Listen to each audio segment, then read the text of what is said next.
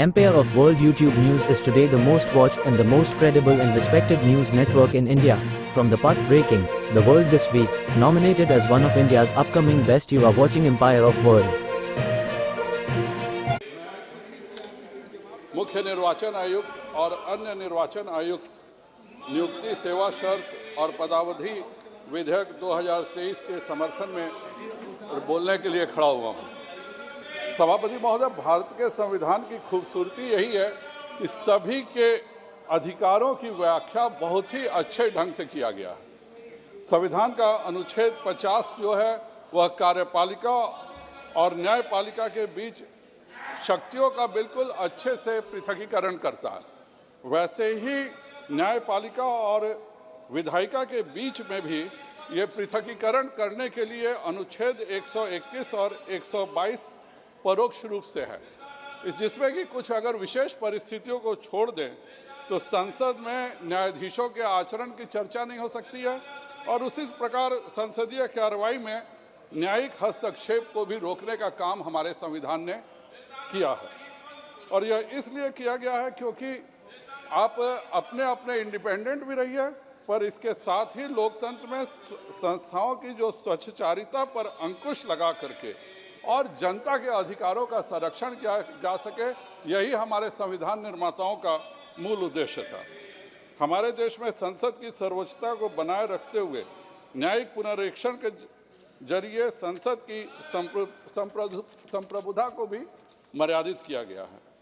लेकिन अध्यक्ष महोदय, हम लोग ये भी देखते हैं कि एक तरफ माननीय प्रधानमंत्री श्री नरेंद्र भाई मोदी जी हैं, जिन्होंने यह जानते हुए कि बहुत सारे में जो कमिटियां बनती थी उसमें माननीय प्रधानमंत्री जी के साथ लीडर ऑफ अपोजिशन होते थे, पर कांग्रेस का व्यवहार, कांग्रेस के घोटाले इस तरह से रहे कि उनको जनता ने लीडर ऑफ अपोजिशन के पोस्ट के लायक भी कभी नहीं रखा। और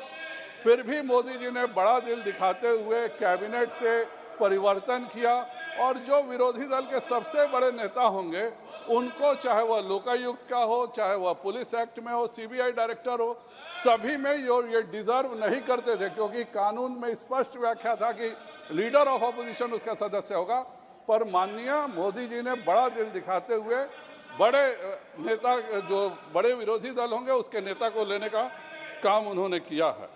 लेकिन अध्यक्ष महोदय, दूसरी तरफ हमारा विपक्ष भी है, जिसको यह बर्दाश्त ही नहीं होता है कि कैसे एक गरीब चाय बेचने वाले का बेटा आज इस देश का प्रधानमंत्री बन के गरीबों की सेवा कर रहा है। इसको यह बर्दाश्त ही नहीं होता है कि कैसे एक आदिवासी समाज की बेटी देश के सर्वोच्च पद पर बैठी हुई है। इसको यह बर्दाश्त ही नहीं होता है कि कैसे एक जाट समाज, पिछड़े जाट समाज का बेटा इस देश में उपराष्ट्रपति पद पर बैठा गया। और इस तरह से ये लोग जो अनर्गल बयानबाजी करते हैं, उसी का नतीजा है कि आज इस देश की जनता ने इन लोगों को किसी लायक नहीं छोड़ा। ये लोग केवल चाहते हैं कि जो हम परिवारवाद के तहत जो हम नेता बने हैं और हम शीर्ष पर अपने अपने पार्टियों में बैठे हुए हैं, हम ही इस लोकतंत्र को चलाएंगे और ये जो गरीब, पिछड़े, आदिवासी, दलित, ये समाज के लोग अगर इस देश के सिरमौर हैं तो उनका बाहर मजाक उड़ाएंगे। यह इनकी विकृत मानसिकता है, जिसका सबक जनता इस बार 24 के चुनाव में और बुरी तरह से सधाने जा रही है। सभापति महोदय, मुख्य चुनाव आयुक्तों की नियुक्ति का अगर दुरुपयोग किसी ने किया तो वह कांग्रेस पार्टी ने किया। कौन नहीं जानता इस देश में कि जब तत्कालीन प्रधानमंत्री इंदिरा गांधी जी थी तो उन्होंने अपने सचिव को बना दिया था मुख्य चुनाव आयुक्त। कौन नहीं जानता है कि जब टीएन शेषन, जो अपने आप में पूरे देश में जनतंत्र के उदाहरण बन के मुख्य चुनाव आयुक्त बने थे, तो उनके अधिकारों को तोड़ने के लिए 2 और चुनाव आयुक्तों को बना दिया गया। यह भी काम किसने किया? तो यह काम कांग्रेस ने किया। कौन नहीं जानता कि एक सरकारी बाबू को मुख्य चुनाव आयुक्त बनाया गया, जैसे वो हटे वैसे ही उनको न केवल राज्यसभा का सांसद बनाया गया बल्कि केंद्र सरकार में मंत्री भी बनाने का काम अगर किसी ने किया तो यह कांग्रेस पार्टी ने किया। इन लोगों ने लगातार केवल चुनाव आयुक्त को, जो संविधान निर्माताओं की इच्छा के विरुद्ध, इसलिए कोई कमेटी नहीं बनाई क्योंकि यह अपने हिसाब से मुख्य चुनाव आयुक्त को चला सके। अध्यक्ष महोदय, मैं सर्वोच्च न्यायालय का आज आभार व्यक्त करना चाहता हूं क्योंकि उन्होंने जो चुनाव आयुक्तों की नियुक्ति के संबंध में जो कानूनी शून्यता का उल्लेख किया है उसको हमारे सरकार ने बहुत ही ध्यान से रखा। मैं माननीय प्रधानमंत्री जी को और माननीय कानून मंत्री जी को, जो कि बाबा साहब आम्बेडकर के बाद पहली बार एक अनुसूचित जाति समाज के बेटे ने कानून मंत्री का पद संभाला है, दोनों को धन्यवाद देता हूं कि उन्होंने जो यह मुख्य चुनाव आयुक्त और अन्य चुनाव आयुक्तों के लिए जो विधेयक लाया है, यह एक बहुत ही अच्छा विधेयक है। लेकिन मुझे यह भी ध्यान आ रहा है कि आज इनके स्वभाव के कारण कांग्रेस सत्ता में नहीं है, नहीं तो कांग्रेस अगर सत्ता में रहती और उस समय सुप्रीम कोर्ट यह टिप्पणी करता तो हम लोगों ने इसी सदन में यह भी देखा है कि एक 80 साल की बूढ़ी शाहबानो महिला को अगर सुप्रीम कोर्ट कहता है कि गुजारा दो, तो यहाँ संविधान संशोधन कर दिया जाता है कि सुप्रीम कोर्ट ने कैसे कह दिया। तो ये कांग्रेस का चरित्र है, जो कि कभी किसी को भी आज़ादी के साथ संविधान की संस्थाओं को, संवैधानिक संस्थाओं को नहीं रहने देना चाहता है।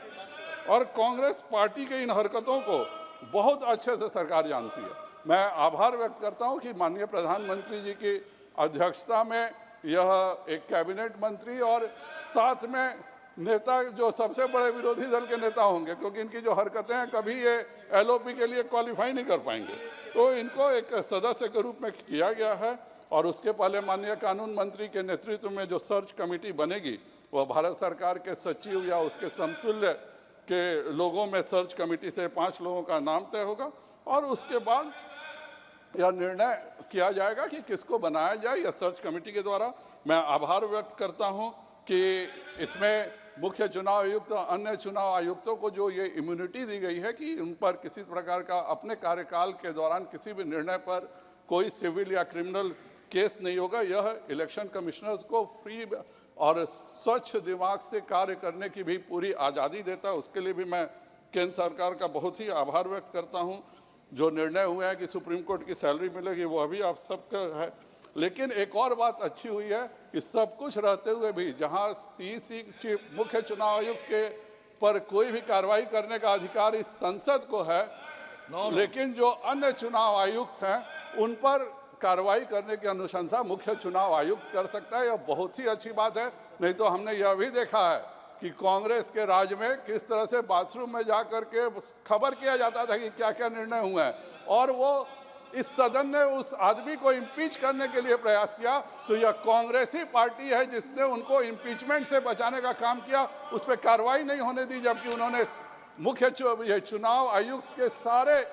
कार्यों की धज्जी उड़ा करके रख दिया था। इसीलिए यह सब, अध्यक्ष महोदय, मैं आभार व्यक्त करता हूं माननीय प्रधानमंत्री जी का कि जो यह अनूप बरनवाल केस में जब सुप्रीम कोर्ट ने पूरा अध्ययन किया तो यह पाया कि हमारे संविधान निर्माताओं की, बाबा साहब आम्बेडकर की जो सोच थी वह इतने वर्षों में पूरे नहीं हुई है। लेकिन जिस तरह से हमारे संविधान निर्माताओं के हर सोच को अगर पूरा करने का इस देश में किसी ने काम किया है तो वह माननीय प्रधानमंत्री श्री नरेंद्र भाई मोदी जी हैं। चाहे वह गरीबों को अधिकार दिलाना हो, गरीबों को मुफ्त अनाज दिलाना हो, गरीबों को बिजली से लेकर के, गैस से लेकर के, सभी आवास लेकर के सभी सुविधा दिलाना हो, जैसे इस देश के हर गरीब की आकांक्षाओं को पूरा करने का काम माननीय प्रधानमंत्री जी ने किया है, उसी प्रकार यह जो 75 साल से संविधान निर्माताओं के इस निर्णय को कि भाई संसद इस पर कानून बनाए, यह 75 साल से छूटा हुआ था, इस कानून को भी पूरा करने का काम किया है। और मैं हमेशा खुश रहता हूं क्योंकि कांग्रेस वाले अपनी गलती मानने के बदले ईवीएम को दोष देते हैं, तो इसी धोखे में वो रहें और जनता से क्या गलती हो रही है इसका एहसास नहीं करें। यह हमारे लिए बहुत अच्छा है। मैं माननीय प्रधानमंत्री जी का बहुत बहुत आभार व्यक्त करता हूं कि इस पारदर्शिता के लिए उन्होंने यह बिल लाया और यह कानून बनने से सीईसी का